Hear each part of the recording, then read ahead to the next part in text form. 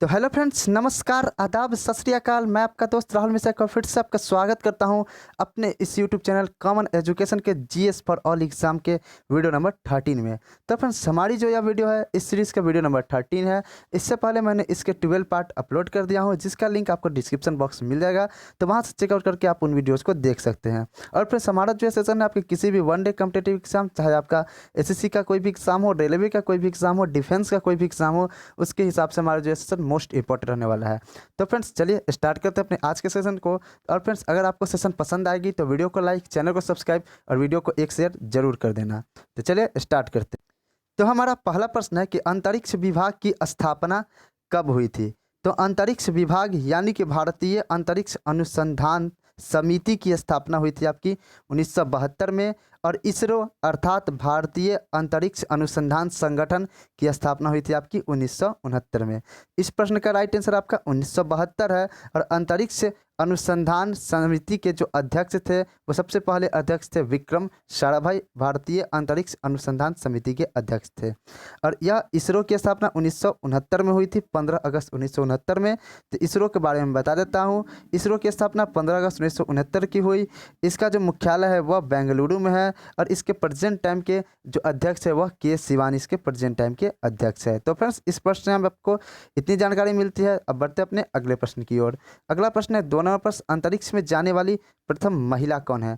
तो अंतरिक्ष में जाने वाली प्रथम महिला आपकी है वेलेंतिया तेरेस्कोवा। वेलेंतिया तेरेस्कोवा, जो कि आपका ऑप्शन नंबर सी में शो हो रहा है, वह आपका राइट आंसर है। अंतरिक्ष में जाने वाली प्रथम महिला वेलेंतिया तेरेस्कोवा, जो कि सोवियत संघ की थी। इन्होंने 1963 ईस्वी में अंतरिक्ष में पहली बार गई थी।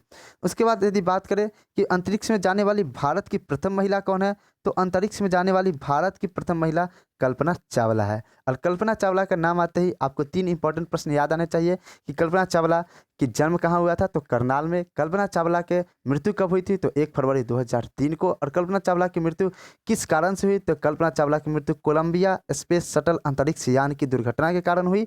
और कल्पना चावला के नाम पर कौन सा एक मौसम उपग्रह का नाम बदला गया था उस टाइम उनकी स्मृति में, तो मैनसेट मौसम उपग्रह का नाम बदलकर कल्पना फर्स्ट रख दिया गया था। अब अंतरिक्ष में जाने वाली महिलाओं की बात हो रही है, तो दूसरी महिला भारत की तरफ से जो अंतरिक्ष में गई थी तो वह सुनीता विलियम्स थी। और सुनीता विलियम्स के नाम ही सबसे ज़्यादा दिन अंतरिक्ष में रहने का रिकॉर्ड है, जो कि एक भारतीय थी। और इन्होंने 195 दिन अंतरिक्ष में बिताया था टोटल, जो कि अभी तक के इतिहास में सबसे ज़्यादा है। अब प्रथम महिला की बात हो गई, तो प्रथम पुरुष के बारे में जान लेते हैं कि प्रथम पुरुष कौन थे। तो प्रथम पुरुष यूरी गागरिन थे, जो सबसे पहली बार अंतरिक्ष में गए थे। कब गए थे, यह 1963 में गए थे, 1961 में गए थे, सॉरी 1963 में तो वेलेंतिया तेरेस्कोवा गई थी, 1961 में यूरी गागरिन गए थे। और प्रथम भारतीय पुरुष जो अंतरिक्ष में गए थे वो थे आपके स्क्वाड्रन लीडर राकेश शर्मा, जो 1984 में अंतरिक्ष में गए थे। कल्पना चावला 1997 में अंतरिक्ष में गई थी। और उसके बाद गई थी सुनीता विलियम्स, जो सबसे ज़्यादा दिन अंतरिक्ष में रही थी। आगे बढ़ते हैं अपने तीसरे प्रश्न की ओर। तो हमारा तीसरा प्रश्न है सोडियम का प्रतीक कौन सा है। तो सोडियम का प्रतीक क्या है, Na सोडियम का प्रतीक है। और इसकी परमाणु संख्या कितनी है, तो 11 इसकी परमाणु संख्या है।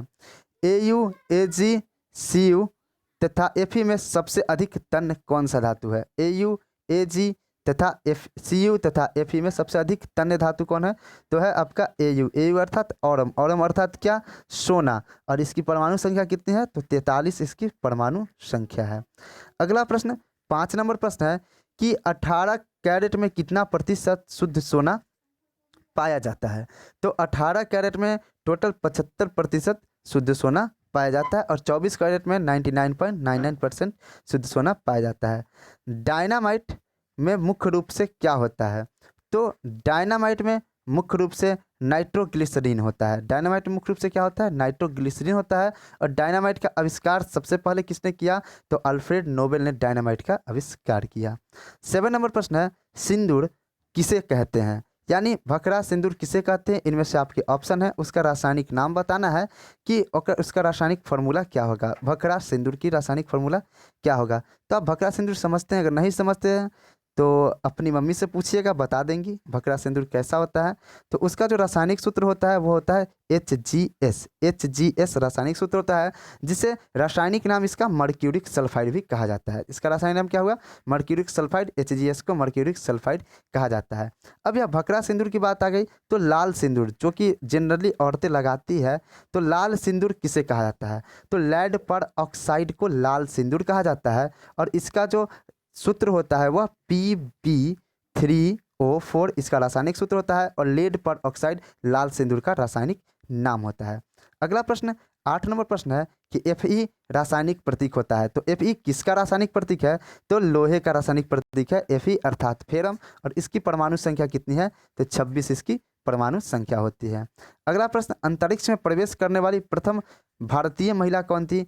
तो मैंने आपको इसका आंसर हमेशा बताया है कि अंतरिक्ष में प्रवेश करने वाली प्रथम भारतीय महिला कल्पना चावला थी। और कल्पना चावला का नाम आते ही 3 प्रश्न आपके दिमाग में हिट करने चाहिए। फिर से रिपीट करिए, कल्पना चावला का जन्म कब हुआ था? तो करनाल में। कल्पना चावला की मृत्यु कब हुई थी? तो 1 फरवरी 2003 को। और कल्पना चावला की मृत्यु किस कारण हुई थी? तो कोलंबिया शटल स्पेसक्राफ्ट की दुर्घटना के कारण हुई थी। और तीसरा प्रश्न कि कल्पना चावला की स्मृति में कौन सा मौसम उपग्रह का नाम बदला गया था? तो मैनसेट मौसम उपग्रह का नाम बदलकर कल्पना 1 रख दिया गया था, मैनसेट मौसम उपग्रह का नाम बदलकर उस समय। अगला प्रश्न 10 नंबर प्रश्न है, चंद्र तल पर मनुष्य को उतरने वाला प्रथम अंतरिक्ष यान क्या है? मतलब कि जो अंतरिक्ष यान पहली बार किसी मनुष्य को चंद्रमा पर ले गया था, तो उसका नाम बताना है।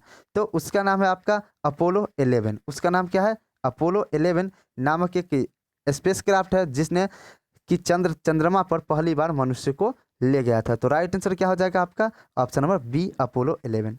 तो अब यहाँ चंद्र तल पर उतरने वाले मनुष्य की बात की गई है, तो चंद्रमा पर सबसे पहले कौन पहुंचा था? तो चंद्रमा पर सबसे पहले नील आर्मस्ट्रांग पहुंचे थे, जो कि यूएस के थे, जिन्होंने 21 जुलाई 1969 में गए थे। और 1969 आते ही आपके दिमाग में हिट करना चाहिए कि इसरो की स्थापना भी इसी वर्ष की गई थी, 15 अगस्त 1969 को। इसका मुख्यालय कहाँ है?